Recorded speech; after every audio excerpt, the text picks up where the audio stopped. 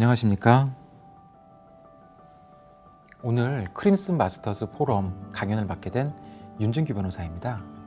오늘 강연의 타이틀은 세금을 오랜 친구로 아껴주시고 세금을 아껴보세요 라는 내용입니다. 오늘 여러분들께 세금에 대해서 말씀드릴 수 있게 되어서 매우 영광으로 생각합니다. 먼저 제 인사부터 드리겠습니다. 저는 지금 법무법인 세종에서 일하고 있는 윤진규 변호사라고 합니다. 저는 고려대학교를 1996년도에 입학했고 그 이후에 사법시험에 합격해서 법무관을 거쳐서 판사로 근무하다가 최근에 퇴직을 하고 변호사로 일하고 있습니다. 그리고 그 중간에 대학원에서 세법을 공부하기도 했고요. 미국에 유학을 가서 세법이나 헌법을 공부하기도 했습니다. 그리고 법원에서 일하는 동안 세금과 관련된 일을 할 기회가 있어서 이와 관련된 일을 좀 많이 했습니다. 이러한 경험을 토대로 여러분들께 세금에 관한 제 생각을 말씀드리겠습니다. 자, 어떻게 보면은 좀 당황스러울 수도 있고 이상한 얘기로 들릴 수도 있는데요. 제 생각은 그렇습니다.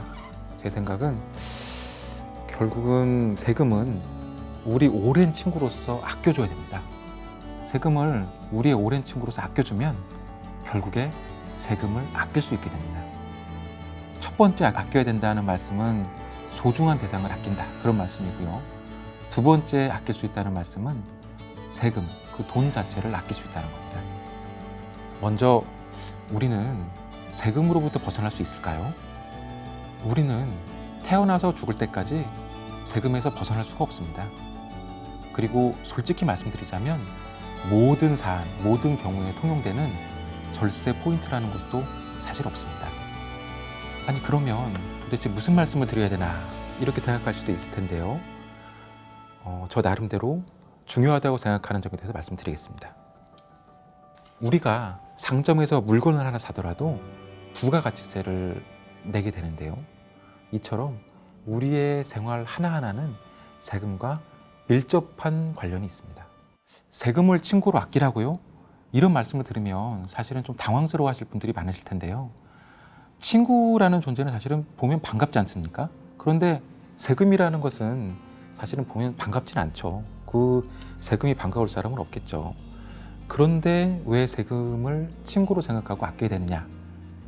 피할 수 없기 때문입니다. 피할 수 없기 때문이고 친구로 아끼다 보면 얻는 것이 많습니다.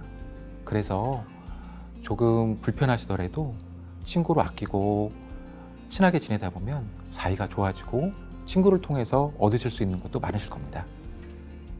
원래 법률은 어렵습니다. 이 세법은 더 어렵고요.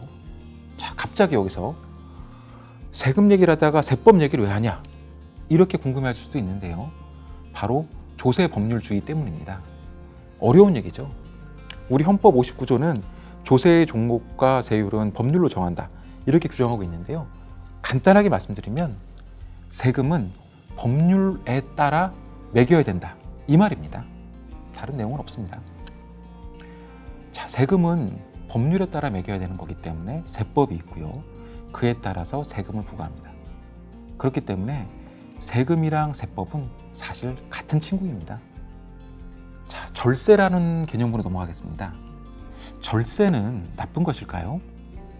절세라고 하면 사적 자치의 원칙에 따라서 조세 부담을 경감시켜 줄 수 있는 법 형식을 통해서 결과적으로 세 부담을 경감받는 것을 말합니다. 그런데 문제는 조세 회피입니다. 많은 사람들이 절세와 조세 회피 요거를 헷갈리시는 경우가 있는데요. 조세 회피는 아까 말씀드린 절세와는 다릅니다. 조세 회피라는 것은 오로지 세부담을 경감받기 위해서 통상적이지 않은 이상한 법 형식을 통해서 세금을 결과적으로 경감받는 그런 것을 말합니다.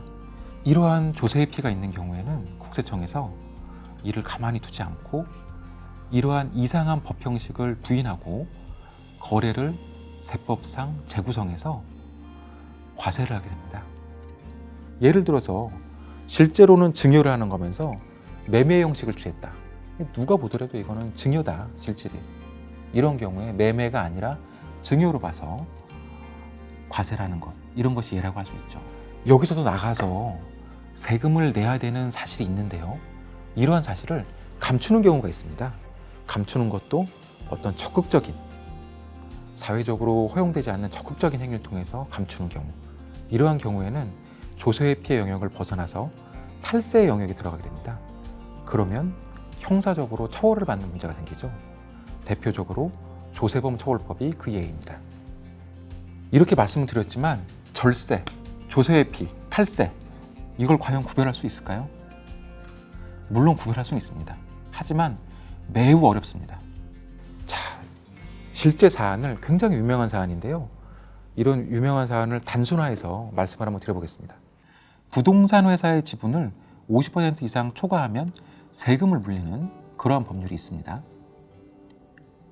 그런데 제가 그 부동산 회사의 지분을 100% 취득하고 싶어요.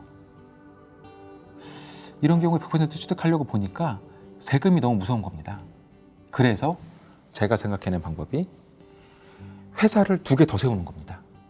이 회사를, 자기가 100% 지배하는 회사를 2개 세우고, 이 회사 2회사로 하여금 우리가 취득하고 싶은 부동산 회사의 지분을 정확하게 50%씩 취득하는 겁니다.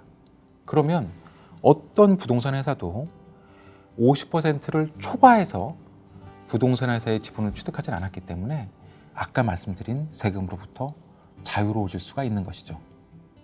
그런데 이런 결과를 과세관청이 납득할 수 있을까요? 쉽지 않겠죠. 과세관청이 문제를 삼았습니다. 이것은 조세 회피의 영역에 있는 것이기 때문에 실질과세 원칙에 따라서 이러한 거래 형식을 부인하고 내가 직접 부동산 회사의 법인을 100% 취득한 것처럼 세금을 매겨야 된다, 이런 입장인 겁니다.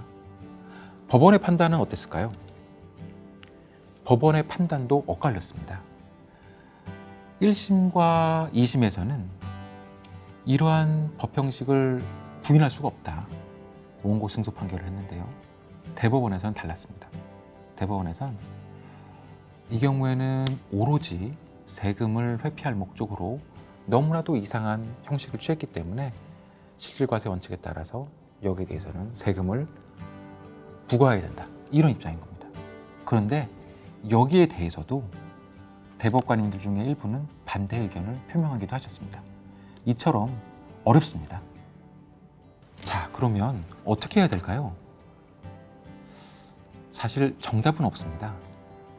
다만 모범 답안을 말씀드리자면, 우리가 세금에 대해서 관심을 가지고 친하게 지내야 됩니다. 우리가 좋아하는 사람이 있고 아끼는 사람이 있으면 관심을 가지고 친하게 지내고 하지 않습니까? 세금의 경우에도 관심을 가지고 친하게 지내다 보면 절세의 영역에서 세금을 아낄 수 있는 경우가 많이 있습니다.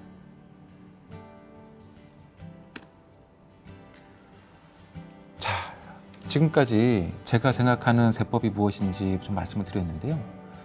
우리 친구 세법이 내년에는 과연 어떻게 바뀔 것인지 관심을 가져야 되겠죠. 우리 오랜 친구이기 때문에.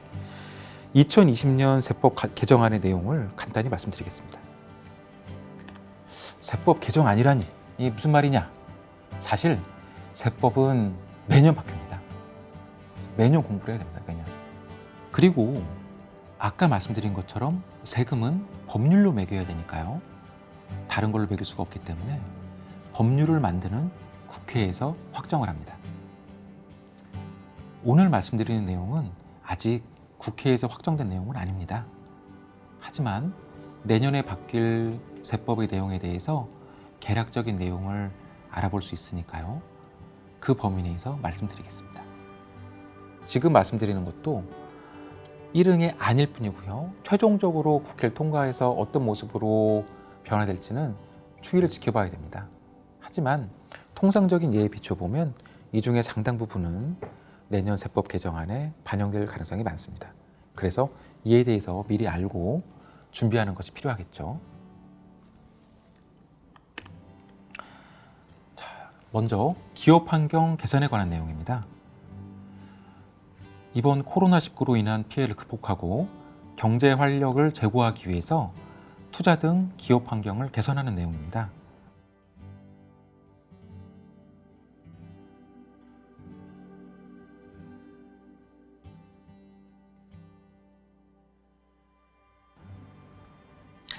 자, 그리고 금융세제 개편인데요. 화면을 참조하시면 되고요. 현재는 금융소득의 성격에 따라서 이자, 배당, 양도소득세로 과세하고요. 주식거래에 대해서는 증권거래세를 부과하는데요. 2023년부터는 금융투자소득을 종합소득과 별도로 구분하여 과세합니다. 관련하여 결손금 2월 공제 규정도 있고요. 그리고 이런 조치에 앞서서 선제적으로 2021년부터는 증권거래세를 단계적으로 인하합니다. 이 증권거래세를 과세하는 방식은 우리나라 주식시장이 안정화될 때까지 어떻게 보면은 한시적이라고 하기 좀 길긴 합니다만 중간 단계의 과세 체계였는데요. 이를 정상화하는 과정에 있습니다. 자, 그리고 신탁세제 개편인데요. 이 부분 내용은 조금 복잡하니까 생략하고요. 신탁세제가 개편됐다는 내용만 아시고 신탁 자산이 있으신 분들은 한번 체크해 보시면 그로서 충분합니다. 다음은 서민과 중소기업 지원에 대한 내용입니다. 이 부분은 꼭 좀 알아두셨으면 좋겠다고 생각합니다. 먼저 부가가치세 간이과세자 기준이 상향 조정됩니다. 종전에 연 매출 4,800만 원 기준에서 연 매출 8천만 원으로 기준이 높아집니다. 결국에는 간이과세자에 해당하는 분들이 더 많아질 수 있다는 것이죠. 다만 이번 개편으로 일반 과세자였던 분들이 간이과세자로 전환되더라도 세금 계산서 발급 의무는 여전히 유지된다고 하니까 꼭 주의하셔야 되겠습니다. 그리고 중소기업 특별세 감면 제도도 2년 연장됩니다. 자, 그리고 지금 굉장히 뜨거운 문제인데요. 소득세 최고 세율이 인상이 됩니다. 그래서 과세 표준 10억 원 초과 구간을 신설했습니다. 그래서 10억 원이 넘는 구간에 대해서는 종전의 42%의 세율에서 45%의 세율이 적용되게 됩니다. 이 부분 관심이 많으실 텐데요. 주택 보유 과세가 강화됩니다. 개인 보유 주택에 대한 종부세가 전체적으로 인상되고요. 다만 한 주택만 가지고 계신 고령자 분들의 공제 한도가 상향 조정됩니다. 자, 이번에는 주택에 관한 양도소득세에 관한 내용입니다. 2년 미만 보유한 주택이나 조정 대상 지역에 여러 채의 주택을 갖고 계신 분들, 이런 분들에 대해서 양도소득세율이 인상될 예정입니다. 그리고 장기 보유 특별공제 제도가 바뀌는데요. 적용 요건에 거주 기간이 추가가 됩니다. 간단하게 말씀드리자면 종전에는 보유 기간별로 8% 이렇게 적용해 주던 것을 보유 기간 4%, 거주 기간 4% 이렇게 반영하는 것으로 바뀐다고 보시면 됩니다. 그리고 양도소득세 계산할 때 주택 수를 계산하게 되는데요. 이때 분양권을 포함하게 됐습니다. 이 부분 주의하셔야 되겠습니다. 자, 요새 법인을 세워서 법인으로 하여금 주택을 소유하게 하는 이런 경우가 많죠. 사실 이런 것도 과세관청 입장에서 보자면 아까 말씀드렸던 그런 사안과 유사하게 볼 수도 있을 것 같습니다. 하지만 손쉽게 이렇게 아까 말씀드린 사안처럼 거래 행위를 부인하지는 못하는 상황이죠. 그 대응이 이런 내용입니다. 화면을 보시면 되겠지만 3에서 6% 단일세율 적용하고 종부세 공제를 폐지하고 세부담 상한을 폐지하고 일정한 비과세도 배제해버리고 추가 과세 세율도 10에서 20%로 인상합니다. 자, 그리고 비트코인 등 가상자산 거래소득에 대해서 과세를 하게 되는데요. 현재에는 일반적인 우리나라 법인의 경우에는 이 가상자산에 대해서도 과세를 하고 있습니다. 그런데 개인이나 외국 법인의 경우에는 과세가 되지 않고 있습니다. 그래서 개정안에 따르면 이러한 개인과 외국 법인에도 과세가 이루어질 예정이라고 합니다. 자, 그리고 이 부분은 조금 알아두셨으면 좋겠는데요. 특히 가족회사를 가지고 계신 분들 주의하셔야 되겠습니다. 개인 유사법인의 초과 유보소득 배당 간주제도가 신설됐는데요. 이것은 최대 주주 및 특수관계자가 80% 이상 지분을 보유한 법인의 경우 초과 유보 소득을 주주한테 배당한 것으로 간주해서 과세하는 제도입니다. 그러니까 실제로 배당을 안 했는데도 배당한 것으로 간주해서 배당 소득에 대해서 세금을 물리겠다는 겁니다. 이와 관련해서 가족회사를 가지고 계신 분들은 관심을 가지시고요. 제외되는 법인에 어떤 것들이 있는지는 시행령의 형태로 규정될 것인데요. 시행령의 내용을 확인하셔서 이에 해당이 되는지 검토해 보셔야 되겠습니다. 자, 그리고 굉장히 반가운 소식인데요. 이 출자자에 대한 제2차 납세 의무가 축소됩니다. 상장법인을 제외하고 과점 주주의 범위를 지배적 영향력을 행사하는 경우로 축소하는 내용입니다. 자, 너무 많은 말씀 드렸는데요. 사실은 이 외에도 너무나 많은 개정사항이 있고 중요한 것들이 많습니다. 우리 세법이라는 친구가 우리 현실에 너무나도 밀접하게 연관되어 있다 보니까 우리 현실에 적응하기 위해서 다채로운 모습으로 변하고 있습니다. 그래서 이런 점에 대해서 관심을 많이 가져주시면 이 변화된 모습으로 인해서 오히려 이익을 보시는 경우도 있을 거고 적어도 당황스럽게 부당한 과세를 당하는 그런 경우는 없을 겁니다. 지금부터 말씀드리려고 하는 제도는 가업 승계 지원 제도라는 친구입니다. 이 가업 승계, 이게 쉽게 말씀드리면 기업을 물려주는 겁니다. 그래서 기업이 동일성을 유지하면서 상속이나 증여를 통해 기업의 소유권 또는 경영권을 이전하는 것을 말합니다.